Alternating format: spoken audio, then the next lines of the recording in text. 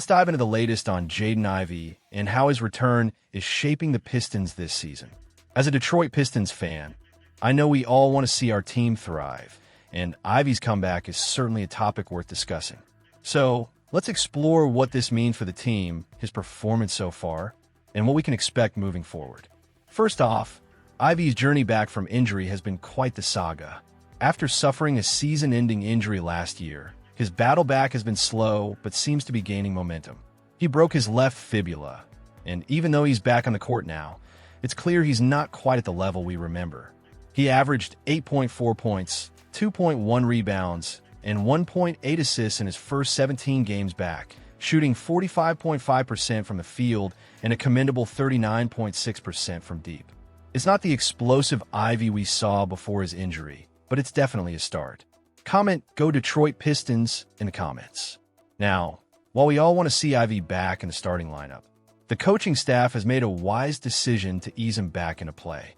The last thing we need is for him to re-injure himself and derail his progress. His current role off the bench seems to be a sweet spot. He brings a spark that the team has missed, especially with his speed and high-efficiency shooting. It's clear that Ivey can change the game when he's on the floor. Head coach J.B. Bickerstaff has been impressed with Ivey's progress. He noted how explosive and fast he is, which is something we all love to see. It's great to hear Bickerstaff express confidence in him, especially in those late-game situations. That's where Ivey can really shine, and he showed that in a recent game against the Los Angeles Clippers, where he played a season-high 29 minutes.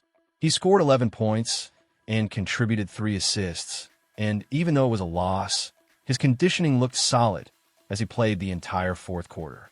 The question we should be asking ourselves is, how much longer before we see Ivey back to his old self? Yes, he's contributing, but can he reclaim that starting role? Or is he better off coming off the bench for now? It's a delicate balance, especially with Cade Cunningham needing rest during games. Ivey's ability to step in and ease the load on Cunningham could prove crucial as the season progresses. Let's be honest.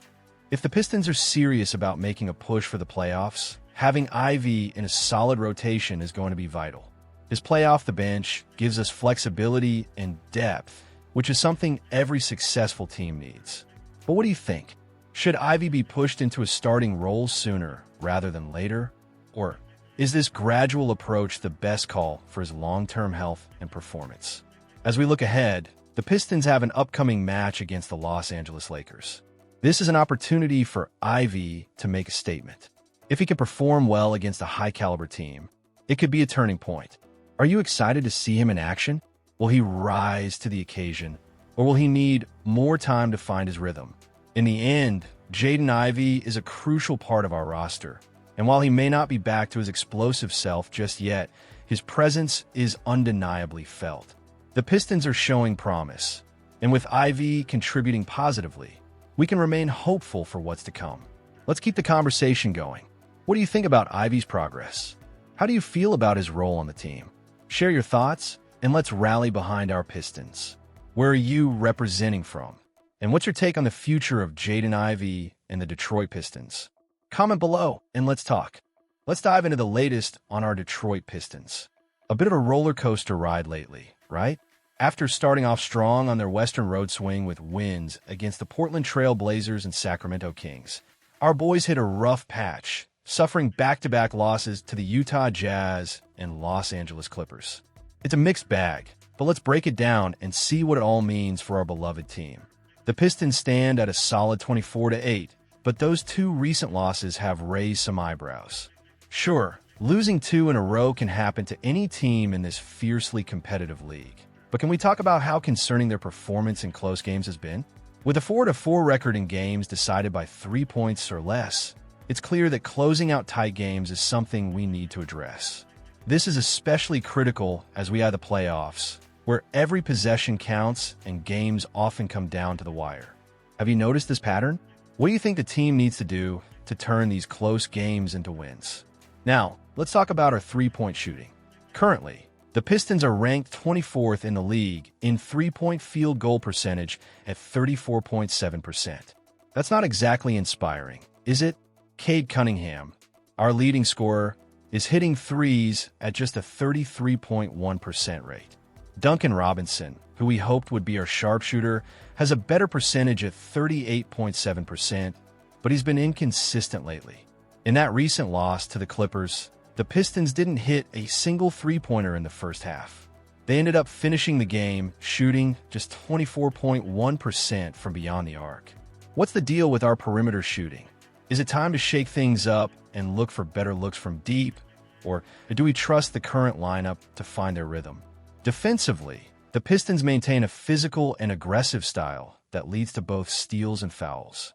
We lead the league in personal fouls per game at 23.1, and opponents are getting more free throw opportunities against us than any other team. In those losses to the Jazz and Clippers, they capitalized on this trend, taking more free throws than we did. The Jazz, for instance, hit 25 of their 26 free throws. That's a tough pill to swallow. How do you feel about our defensive strategy? Is it effective, or do we need to adjust to avoid putting ourselves in foul trouble? As the Pistons wrap up their road trip with a game against the Los Angeles Lakers, it's a critical moment for the team. A win would give them a .500 record for this trip, which would be a remarkable feat since it hasn't happened since the 2007 to 2008 season. But we all know the Lakers are a formidable opponent. Can the Pistons rise to the occasion? Are we feeling confident about this matchup? Let's rally together, Pistons fans. We've seen our team achieve the improbable this season, and I believe they can turn things around. Comment "Go Detroit Pistons" in the comments. Share your thoughts about the recent games, what you expect from the Lakers matchup, and where you see the Pistons heading as we move closer to the playoffs. And as always, don't forget to subscribe and leave your city's name along with your opinions about the Pistons. How do you feel about their current trajectory?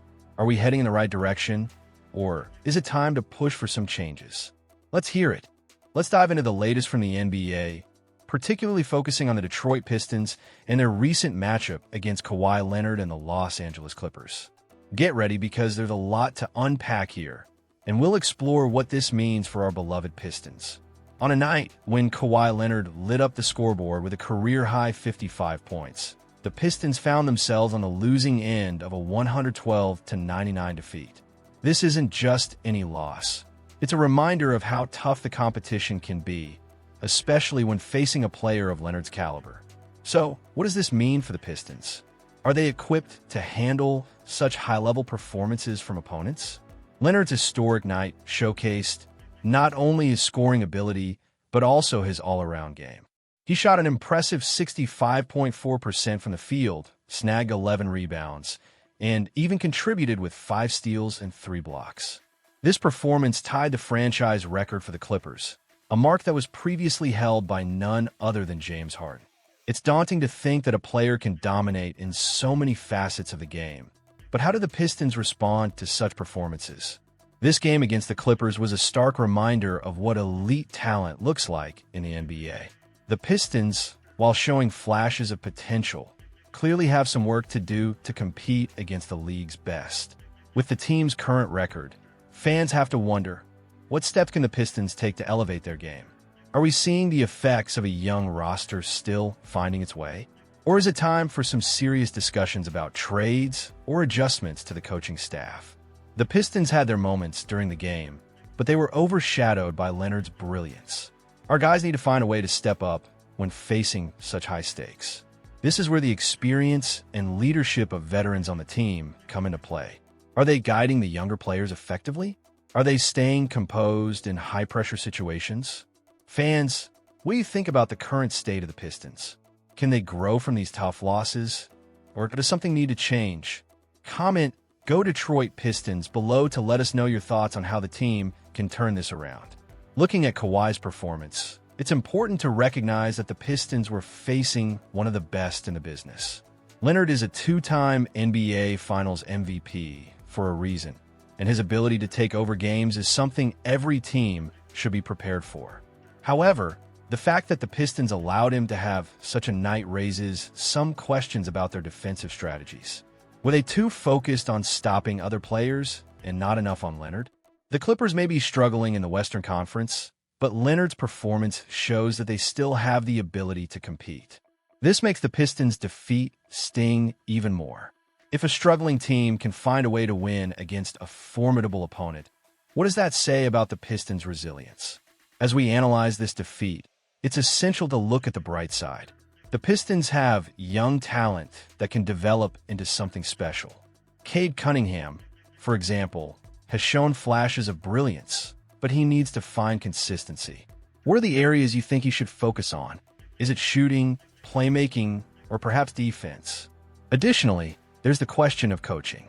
Coach Dwayne Casey has a wealth of experience, but is it enough to guide this young team? Some fans may feel it's time for a fresh perspective, while others might argue that continuity will pay off in the long run. Where do you stand on this issue? Also, let's not forget about the fans who fill the arena every game. Your support is crucial for the team's morale. How do you think the home crowd can impact the team's performance going forward? As we look ahead, the Pistons have to shake off this loss and refocus. They need to learn from games like these and use them as building blocks. Every game is an opportunity for growth, and it's essential for the players to take notes from nights like this. So what's next for the Pistons? Will they bounce back and learn from this defeat? Can they find a way to harness their potential and compete with the league's elite? It's a pivotal moment for the team, and we, as fans, need to rally behind them. Don't forget to share your thoughts and opinions below. What do you think the Pistons can improve going forward?